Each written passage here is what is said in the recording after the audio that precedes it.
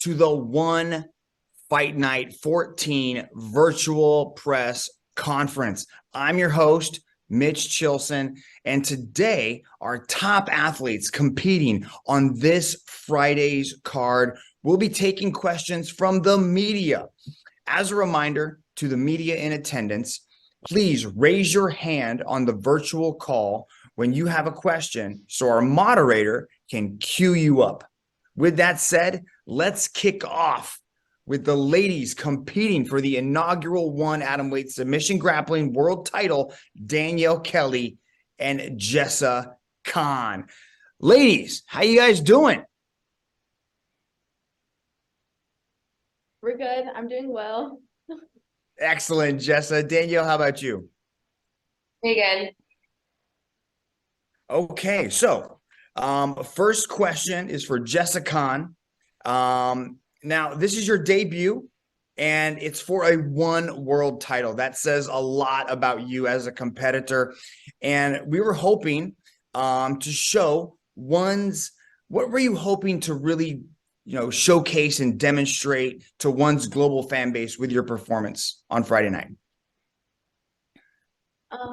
I just want to show that that I belong here. It's obviously my first time competing with one, and my first time they're giving me the title match. So I'm really grateful that they're giving me this opportunity, and I just want to put on a good show for everyone watching. I'm sure you will. Danielle, Jessa Khan has beaten you in the past. Do you feel like you're an underdog heading into this world title fight? Do you have something to prove to the world? Yeah, I wouldn't doubt that I'm the underdog. But it was in the past. It was like almost 2 years ago, and people improved. So I'm just looking forward to putting on an exciting match and show what I've improved. Well, tell us a little bit about those improvements. What have you seen in your game that's evolved the most? I think everywhere. I train with a lot of high level girls from all over who have placed in high level tournaments. They pushed me a lot for this camp, and I've been just preparing for this match and this title and against Jessa since my last match with Ayaka. Okay. Now we've got a question from Pet Ponsert from Sanuk. Jessa Khan is known as Lady Armbar for her overall mastery of this technique. Who's this question for? Oh, Danielle, this is for you. Jessa Khan is known as Lady Armbar for this overall mastery of the armbar technique. You escaped the armbar attempts in your first matchup. What's your assessment of Khan's skill and technique when it comes to her favorite submission? It's kind of like everybody, but everyone has something that they're really good at. I think, she's good at arm bars, leg lock, back takes, 50s, K guards. The list goes on. I think it's really important to really push yourself to work on those. We kind of worked on active drilling scenarios. I think it'll help a lot with this match. A lot of people that I trained with have a similar game. Okay, I like it. Jessa, this question is from spin.ph. What do you think of what One Championship is doing for submission grappling? What kind of future do you see for the sport under One? I think One Championship's doing a great job. Not only promoting jiu-jitsu, but also promoting other martial arts. And I'm very happy to see that they're putting on a platform for women in general. And I love that, there's a bunch of women coming together, doing the sport that they love and performing for all the fans. And, I think it's only going to grow.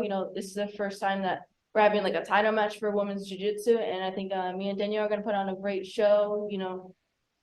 This is part of history. And I hope that one of us, can do a great job getting the title, getting the belt. And it's just a stepping stone for other girls doing jiu-jitsu. And I hope that the sport keeps growing, that One's platform keeps growing. So any other girls watching our fight on Friday that soon that get inspired to be a part of One, and that soon they'll have the opportunity to also be a part of the stage. Nice. I think you guys are going to do some incredible things, making history on Friday night. Danielle, to elaborate a little bit on that question, you've got a question here from Nettie Pong, MGR Online. Obviously, you guys have both gotten better since your last matchup. Where do you think she is more of a challenge now than she was in the past? Everywhere. Nothing specifically. If I focus on one thing, and then I'll have tunnel vision and lose focus on the other things. That's one of the good things about being a black belt and being a high level.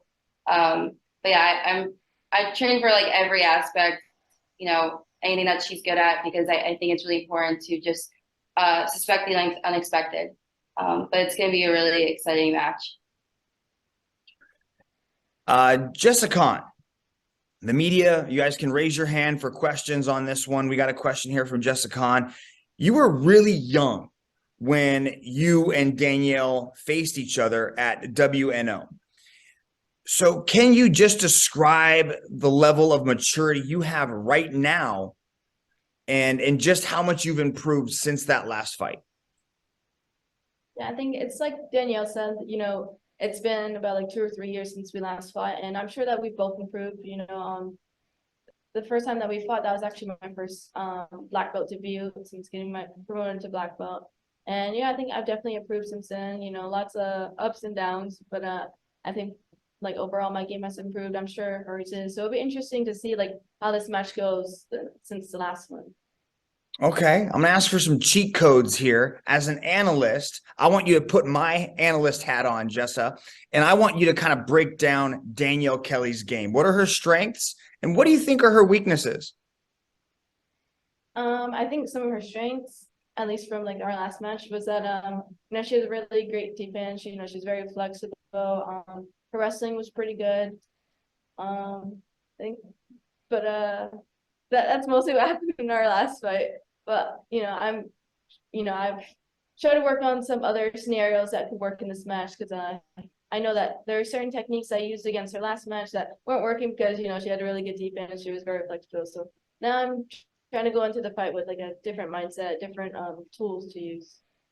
Okay, now we got some questions from the media. So I would like to call on Dan Cool from Zoom to ask a question.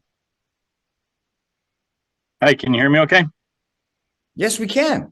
Fire away. Excellent. So I got two. First off, for Danielle, when you envisioned finally fighting for the inaugural one championship belt, did you think it would be against Jessa of all people, like somebody you'd already faced in the past? Was she on the radar already? Yeah, I've known for a while. I know she signed with one a year ago, and we were both in jiu-jitsu, so I figured there was a common point in time that we would have to face each other. But I am also like kind of surprised too that I'm having a title match, so I didn't know it was gonna be against her. But for a while, I've been kind of suspecting that we would go against each other again. Okay. Also for Jessa, how closely have you been watching what Danielle's been doing, sort of a meteoric rise in one over the last, what's it, it's not even been a full year and a half yet, has it?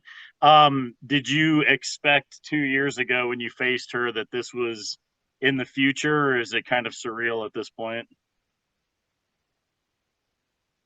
I feel like one championship with grappling. It's recently only about maybe a year or so that it's starting to go up and like be all over social media. So yeah, about like 2 years ago, like I didn't think that I would get this opportunity, but I feel like we're both doing like a great job with like our our career right now, and it's only gonna grow for women's jiu-jitsu in general. And I'm really excited that I'm getting to fight her. I've seen that she's doing like really good with one, and I see it all over social media, so I think that's great. And yeah, I've been signed with him for about a year now. There was a couple of people that they're offering me, but me and my professor just thought it wasn't the right time yet or the right opponent. But after I won Worlds, and they offered me Danielle for the title match, and I thought it was a great opportunity and the time to take the fight.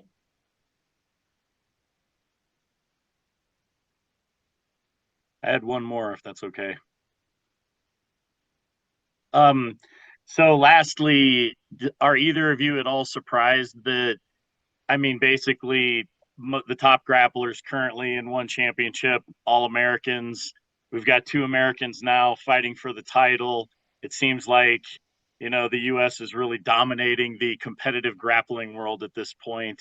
Any thoughts on that at all? Are you surprised? Is it, are you shocked that you're in those positions right now? I kind of had a feeling that we would eventually fight. It's a bonus for me that they offered me for the title fight. But I knew eventually that we'd fight each other in one championship. Like I said, she's been doing a couple fights with them already, and I was already signed with them. So eventually the fight would happen. But I think jiu-jitsu in America is just really evolving, and there's just a lot more high level competitors. And I hope that everyone watching like gets inspired and that jiu-jitsu continues to grow all around the world.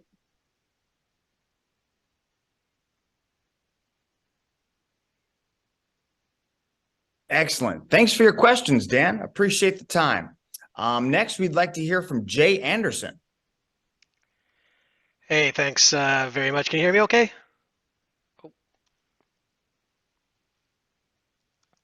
Oh, okay, can you hear me now? We got you, Jay. Fire away, bro. Perfect. Thanks very much. This is for both Danielle and Jessa, but I think Jessa's already touched on it a bit. So maybe Danielle, if you go first. Just want to know what it's like to be part of this card that is, putting the women's side of the sport and combat sports in general in the spotlight. You've got 3 title fights on this card alone. So just what is it like to be part of that? Being part of it, it's obviously an amazing feeling. I get to, especially for competing for such a big title, and this is the first women's grappling title match for atomweight.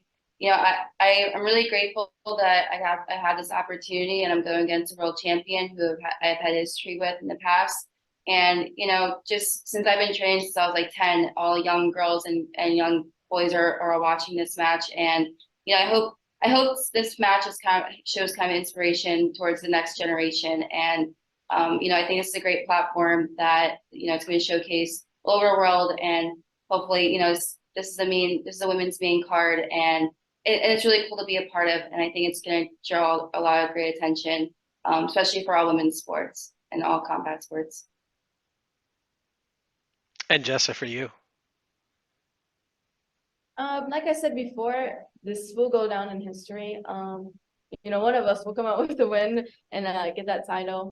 And it's gonna be great because it's just helping the next generation, especially for women's jiu-jitsu. I feel like now women are starting to get more recognized, for all their hard work and like starting to, just get more opportunities in general. And I think this is like a stepping stone for women's jiu-jitsu. Eventually, I hope to see like other little girls that like I teach, for example, that they get this opportunity and even more. Very cool. Thanks very much for the time. Best of luck. Thanks for your questions, Jay. Up next, we've got JL Curvin. Can you hear me? Hey, JL. Hey, how you doing? So I have one for Danielle and one for Jessa. I'll start with Danielle.